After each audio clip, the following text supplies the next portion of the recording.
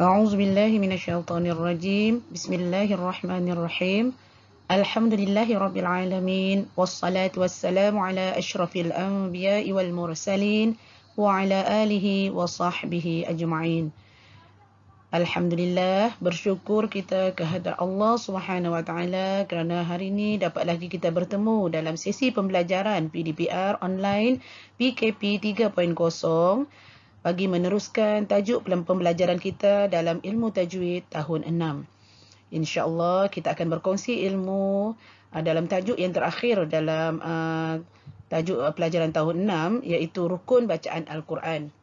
Baik, apakah yang dimaksudkan dengan pengertian bagi rukun bacaan Al-Quran?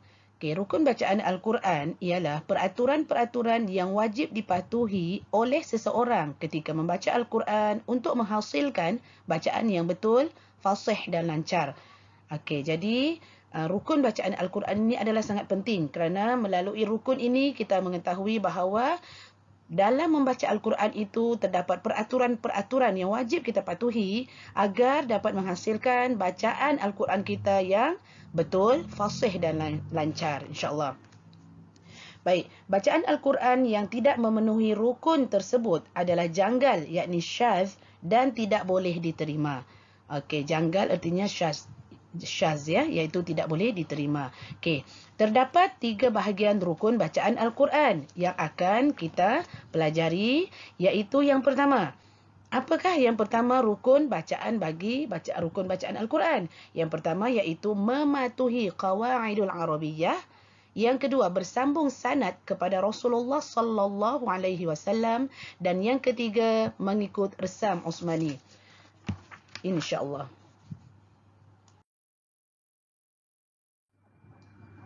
Baik, bahagian-bahagian rukun bacaan Al-Quran yang pertama yang saya terangkan tadi, mari kita mengenal apakah yang dimaksudkan dengan mematuhi qawaidul Arabiyyah.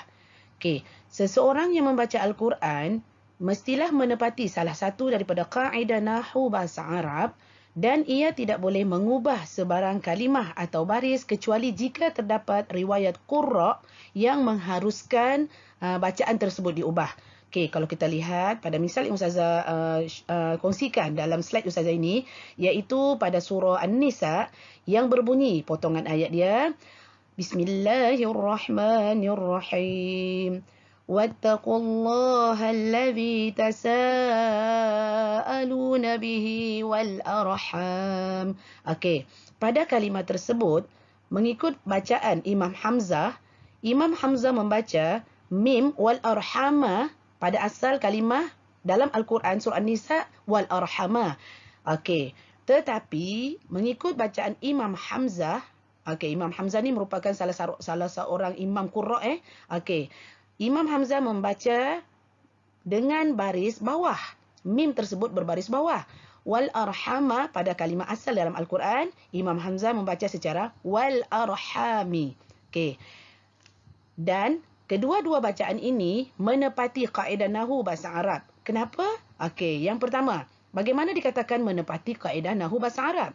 Okey, wal arhami iaitu mengikut bacaan Imam Hamzah tadi, wal arhami mengikut Imam Hamzah dia membaca dengan mim berbaris bawah. Okey, dikatakan menepati kaedah nahwu bahasa Arab iaitu mengikut ha dhamir pada kalimah bihi. Okey, manakala wal arhama iaitu yang asal pada Al-Quran surah An-Nisa, okey, mengikut kalimah Allah tersebut. Jadi kedua-dua kaedah bacaan ini adalah menepati kaedah nahwu bahasa Arab dan kedua-duanya boleh diguna pakai, insya-Allah. Okey, jadi ini kita kena ketahuilah lebih mendalam, kita kena kaji bagaimana ayat-ayat Al-Quran yang terdapat perbezaan bacaan imam dari seorang imam ke imam yang lain dan bacaan asal dalam Al-Quran. Maknanya kita kena banyak membacalah untuk mematuhi qawaidul Arabiyyah ni, kita kena memperbanyakkan lagi ilmu-ilmu kita mengenai bacaan Al-Quran kita, insya-Allah. Baik, yang kedua, bahagian rukun bacaan Al-Quran yang kedua iaitu bersambung sanad kepada Rasulullah sallallahu alaihi wasallam. Okey. Kita hendaklah mempelajari Al-Quran sehingga khatam dari seorang guru yang bertakwa dan mahir dalam bidang Al-Quran serta bersambung sanadnya, yakni susur galur bacaannya sehingga kepada Rasulullah sallallahu alaihi wasallam. Baik, apa yang saya kongsikan dalam slide Ustazah ini. Okey, kalau kita lihat daripada Imam Hafs, kita guna bacaan Imam Hafs. Ingat lagi tak pelajaran kita pada minggu yang sudah, minggu ke-18, kita telah mempelajari bacaan khas. 7 bacaan khas: saktah, imalah, naqal, ibdal, tashil, Ishmam dan Rom. Itu adalah 7 bacaan khas. Kita mengikut bacaan khas Hafs an Asim. Jadi kita berada pada Hafs, pada petak Hafs, kemudian bersambung kepada Asim, kemudian kepada Abu Abdul Rahman As-Sulmi, dan kemudian naik lagi kepada Utsman bin Affan, Ali bin Abi Talib, Zaid bin Sabit dan Ubay bin Ka'ab. Okey, kemudian sampailah sanadnya kepada Rasulullah sallallahu alaihi wasallam. Itulah kalau kita lihat sekarang ni, kita ada di antara kita ni berlumba-lumba membaca Al-Quran bersanad. Apabila datangnya imam-imam yang mahir yang bersambung sanad kepada Rasulullah, kita akan berusaha untuk mentahsinkan bacaan Al-Quran kita melalui imam-imam yang bersambung sanadnya kepada Rasulullah sallallahu alaihi wasallam, insya-Allah.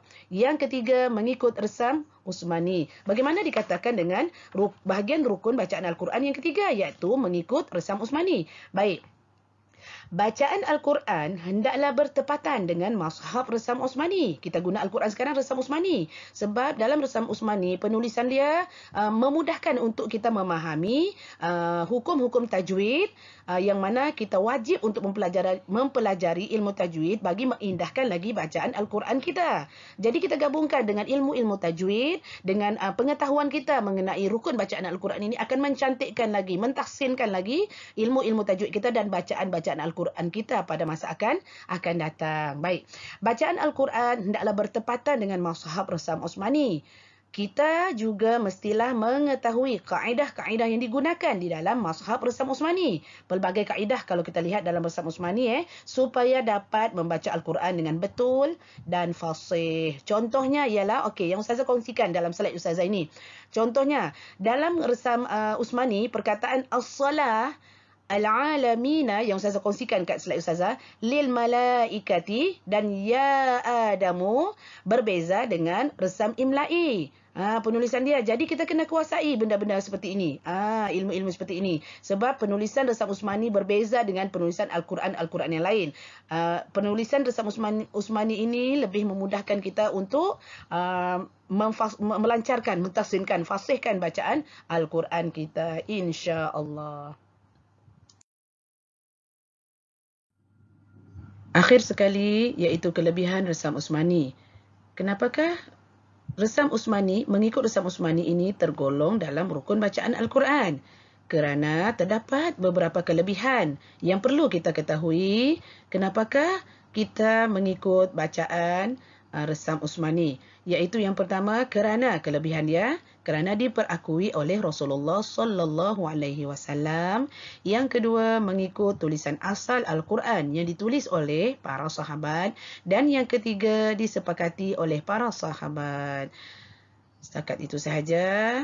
Semoga sedikit sebanyak ianya memberikan ilmu-ilmu dalam memperindahkan lagi bacaan kita agar menghasilkan bacaan Al-Quran kita bacaan yang lancar, fasih dan betul, insya-Allah. Sadaqallahul azim. Assalamualaikum warahmatullahi wabarakatuh.